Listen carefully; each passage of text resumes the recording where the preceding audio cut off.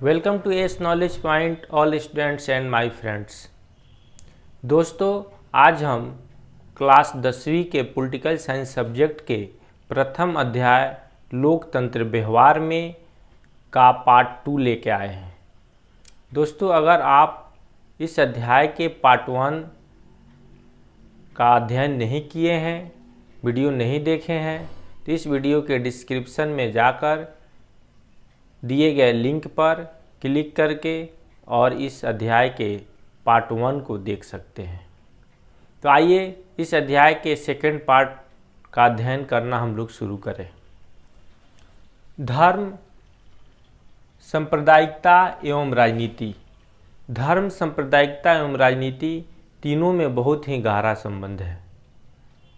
धर्म का शाब्दिक अर्थ होता है जो धारण करने योग्य है, और सांप्रदायिकता जो है संप्रदाय शब्द का विशेषण है, और धार्मिक समूह से ही संप्रदाय का निर्माण होता है। यहाँ तक कि महात्मा गांधी भी मानते थे कि धर्म और राजनीति में बहुत ही गहरा संबंध है और इसका प्रभाव राजनीति पर पड़ता है, और यह बहुत ही अच्छी बात है।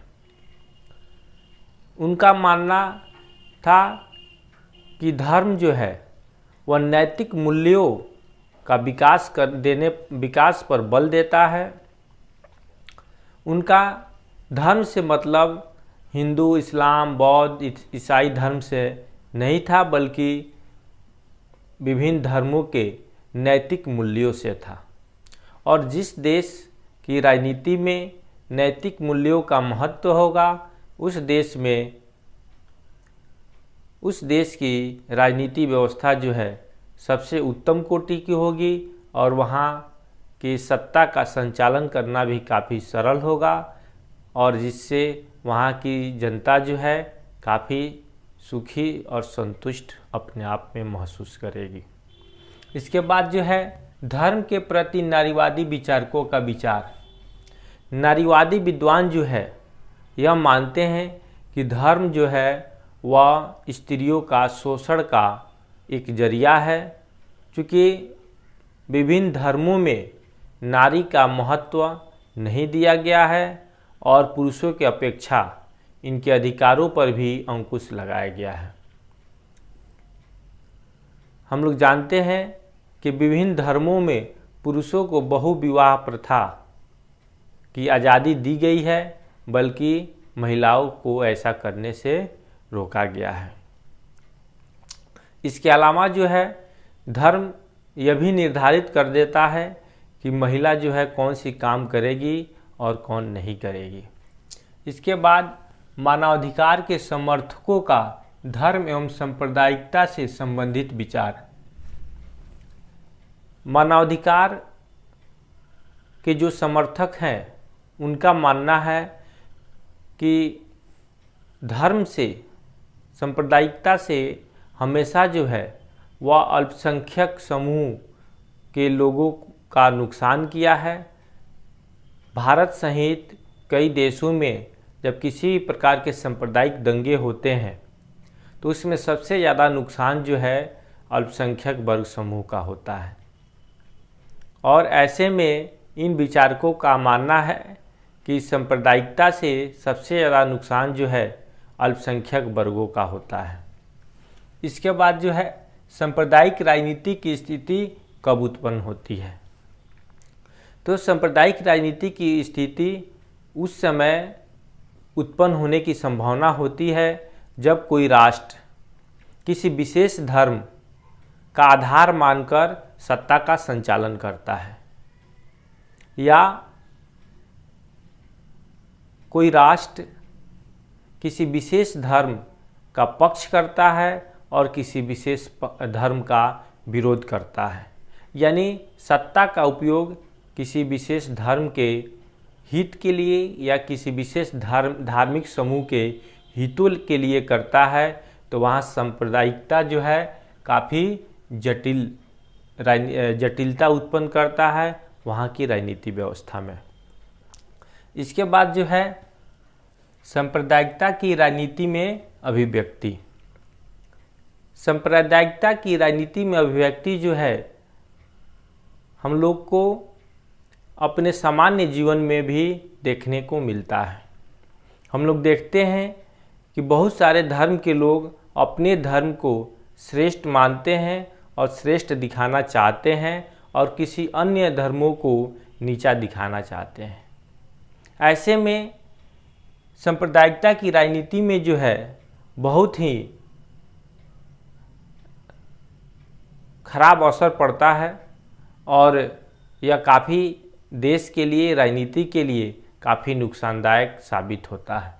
धर्मनिरपेक्ष शासन, सांप्रदायिकता या धर्म की कट्टरता जो है किसी भी राष्ट्र के लिए बहुत ही घातक होता है, बहुत ही नुकसानदायक होता है। धर्मनिरपेक्ष राष्ट्र वैसे राष्ट्र को हम लोग कहते हैं जो राष्ट्र सभी धर्मों को एक समान नज़र से देखता है और किसी भी धर्म के पक्ष या विपक्ष में कदम नहीं उठाता है और वह सभी धर्मों के लोगों को एक समान सुविधा देता है। भारत जो है, भारत में धार्मिक स्वतंत्रता का अधिकार जो है यहाँ के मौलिक अधिकार में सम्मिलित किया गया है और इसमें स्पष्ट रूप से कहा गया है कि कोई भी व्यक्ति किसी भी धर्म को त्याग करने या किसी भी धर्म को अपनाने के लिए स्वतंत्र है, वह अपने धर्म की प्रचार प्रसार करने के लिए भी स्वतंत्र है। और धर्मनिरपेक्ष राष्ट्र जो है वह काफ़ी खुशहाल रहा। लैंगिक मुद्दे और राजनीति, जेंडर इशू एंड पॉलिटिक्स। लैंगिक मुद्दा और राजनीति जो है यह भी एक दूसरे को प्रभावित करता है। हम लोग जानते हैं कि विकासशील देशों के साथ साथ विकसित देशों में भी लैंगिक भेदभाव देखने को मिलता है, यानी लिंग के आधार पर भेदभाव देखने को मिलता है। अमेरिका जैसे राष्ट्र में भी प्रारंभ से ही वहाँ महिलाओं को मत देने का अधिकार नहीं था। तो हम लोग अनुमान लगा सकते हैं कि अन्य राष्ट्रों की क्या स्थिति होगी। और भारत में भी हम लोग को देखने को मिलता है कि महिलाओं की स्थिति जो है राजनीति के क्षेत्र में कितनी बुरी है। और हालांकि यहाँ बिहार सरकार के द्वारा महिलाओं को स्थानीय स्वशासन या स्थानीय निकाय के चुनाव में 50% आरक्षण की व्यवस्था की गई है ताकि महिलाओं की राजनीतिक प्रतिनिधित्व में सुधार हो सके। इसके बाद सार्वजनिक एवं निजी विभाजन। जैसा कि हम लोग जानते हैं कि भारत समेत विश्व के अधिकांश देश पुरुष प्रधान देश है।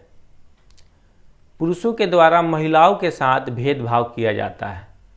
जन्म से ही महिलाओं का लालन पालन ऐसे तरीक़ा से किया जाता है, इस प्रकार किया जाता है कि उनके मस्तिष्क में यह घर बन जाता है कि वह पुरुष से अभिन्न है, वह पुरुष जैसे काम नहीं कर सकती है। जैसे घर का भोजन तैयार करना, घर के झाड़ू पोछा करना, कपड़ा धोना, बच्चों का देखभाल करना इत्यादि कार्य जो है महिलाओं का है।